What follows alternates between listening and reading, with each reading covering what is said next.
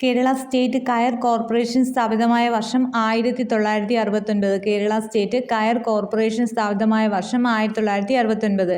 കേരളത്തിൽ വൻതോതിൽ സിലിക്ക നിക്ഷേപം കാണപ്പെടുന്ന പ്രദേശം ആലപ്പുഴ, ചേർത്തല പ്രദേശത്താണ്. കേരളത്തിൽ വൻതോതിൽ സിലിക്ക നിക്ഷേപം കാണപ്പെടുന്ന പ്രദേശം ആലപ്പുഴ, ചേർത്തല പ്രദേശമാണ്. ഫാമിംഗ് സിസ്റ്റം റിസർച്ച് സ്റ്റേഷൻ സ്ഥിതി ചെയ്യുന്നത് എവിടെയാണ്? സദാനന്ദപുരത്താണ് ഫാമിംഗ് സിസ്റ്റം റിസർച്ച് സ്റ്റേഷൻ സ്ഥിതി ചെയ്യുന്നത്.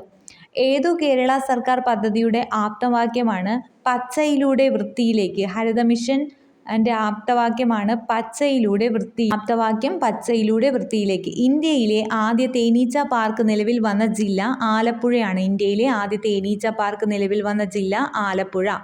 കേരളത്തിൽ പരുത്തി കൃഷി ചെയ്യുന്ന ഏക പ്രദേശം ചിറ്റൂരാണ്. കേരളത്തിൽ പരുത്തി കൃഷി ചെയ്യുന്ന ഏക പ്രദേശം ചിറ്റൂർ. ഇന്ത്യയുടെ സുഗന്ധവ്യഞ്ജന തോട്ടം എന്നറിയപ്പെടുന്ന സംസ്ഥാനം കേരളമാണ്. ഇന്ത്യയുടെ സുഗന്ധവ്യഞ്ജന തോട്ടം എന്നറിയപ്പെടുന്ന സംസ്ഥാനം കേരളം. ചാമ്പൻ മലയണ്ണാൻ കാണപ്പെടുന്ന കേരളത്തിലെ വന്യജീവി സങ്കേതമാണ് ചിന്നാർ വന്യജീവി സങ്കേതം. ചാമ്പൽ മലയണ്ണാൻ കാണുന്ന കേരളത്തിലെ വന്യജീവി സങ്കേതമാണ്. ബ്ലാക്ക് ബുൾബുൾ എന്ന അപൂർവ ഇനം പക്ഷി കാണപ്പെടുന്ന കേരളത്തിലെ ദേശീയോദ്യാനമാണ് സൈലന്റ് വാലി. ബ്ലാക്ക് ബുൾബുൾ എന്ന അപൂർവ ഇനം പക്ഷി കാണപ്പെടുന്ന കേരളത്തിലെ ദേശീയോദ്യാനം സൈലന്റ് വാലിയാണ്. കേരള ഭൂമിശാസ്ത്രം. കേരളത്തിലെ ആദ്യ കൃത്രിമ ദ്വീപ് വെല്ലിംഗ്ടൺ. കേരളത്തിലെ ആദ്യ കൃത്രിമ ദ്വീപ് വെല്ലിംഗ്ടൺ. സൈലന്റ് വാലിയിൽ നിന്ന് ഉത്ഭവിക്കുന്ന നദി തൂതപ്പുഴ. സൈലന്റ് വാലിയിൽ നിന്ന് ഉത്ഭവിക്കുന്ന നദി തൂതപ്പുഴ. ദക്ഷിണ ഭഗീരഥി എന്നറിയപ്പെടുന്ന നദി പമ്പാ നദിയാണ്. ദക്ഷിണ ഭഗീരഥി എന്നറിയപ്പെടുന്നത് പമ്പാ നദി.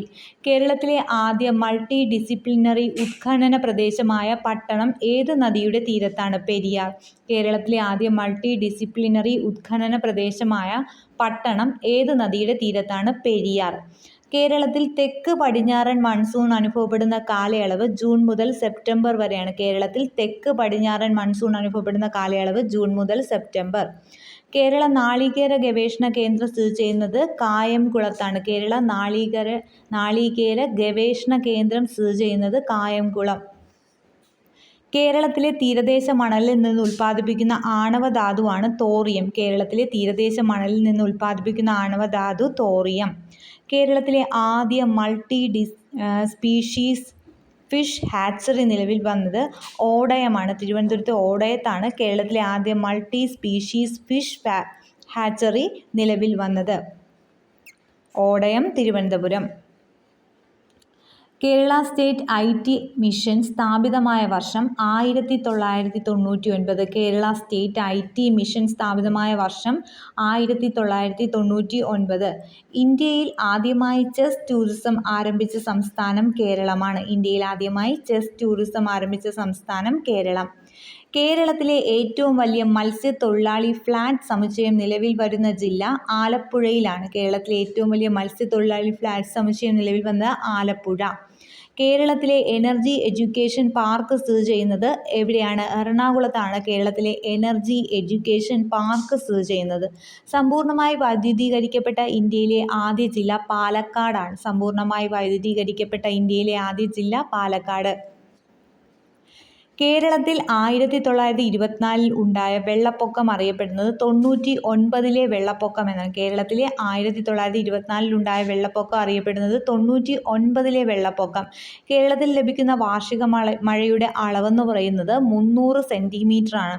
കേരളത്തിൽ ലഭിക്കുന്ന വാർഷിക മഴയുടെ അളവ് 300 സെൻറ്റിമീറ്റർ. സൈലന്റ് വാലി സ്ഥിതി ചെയ്യുന്ന താലൂക്ക് മണ്ണാർക്കാട് താലൂക്ക്. മണ്ണാർക്കാട് താലൂക്കിലാണ് സൈലന്റ് വാലി സ്ഥിതി ചെയ്യുന്നത്. കളമശ്ശേരി, വല്ലാർപാടം എന്നീ സ്ഥലങ്ങളെ ബന്ധിപ്പിക്കുന്ന ദേശീയ പാതയാണ് 966A.